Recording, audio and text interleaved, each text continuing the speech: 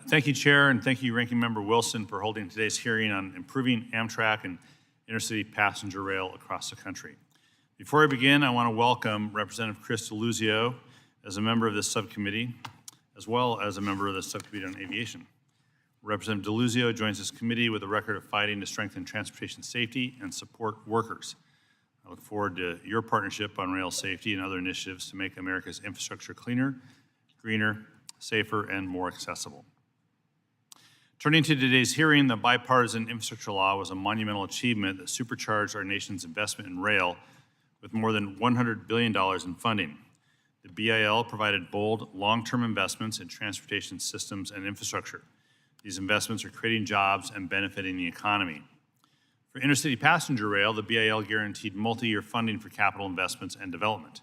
It made possible, for the first time ever, dedicated, reliable federal funding dispersed over 5 years to improve and expand intercity passenger rail. Since our hearing last year, the FRA has announced $26.6 billion in BIL grants for 237 projects.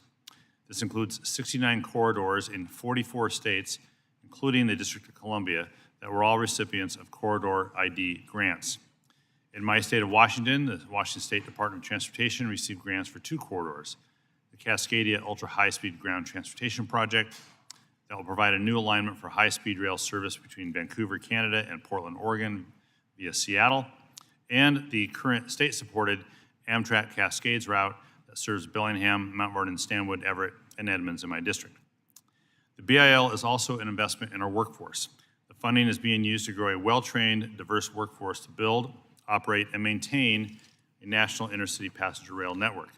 Amtrak has hired an additional 8,500 people in the last 2 years, and the BIL is funding university-led, Amtrak-led, and union-led workforce development initiatives. Great results already here as we hit the halfway mark of the BIL, and more is still to come from additional rail funding to be announced. Now, while the final appropriations bill for fiscal year 2024 did not include all the rail funding authorized in BIL, it did demonstrate bipartisan support for these investments. I look forward to hearing today from witnesses about the impact of budget certainty and how this will ultimately improve service for rail passengers. As we did in fighting for rail funding in the BIL, this committee is dedicated to helping communities get regular and reliable passenger rail service. And of the $100 billion provided for rail in the BIL, $66 billion was provided in the form of advance appropriations. The remaining $34 billion is subject to appropriations and therefore not guaranteed.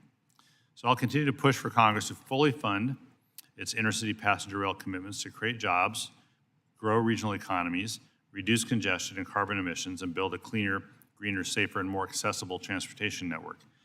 This transformational investment in the BIL is a great start, but Congress needs to build on this by securing regular, reliable funding for intercity passenger rail. Thanks to BIL, for the first time since the founding of Amtrak over 50 years ago, states and cities have the certainty of knowing that funding for passenger rail projects will be there.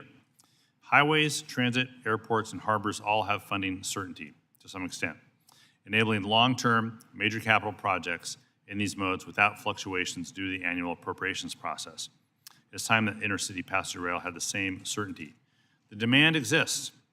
Last year, FRA received over $18 billion in applications for $8.9 billion in available funds, and the Corridor ID program received over 90 applications from communities that want to add or improve intercity passenger rail connections. So today we're going to hear from witnesses who are turning these historic investments into tangible improvements. I want to thank each of the witnesses for joining the committee today to provide their vision and recommendations for the future of passenger rail. And with that, I yield back.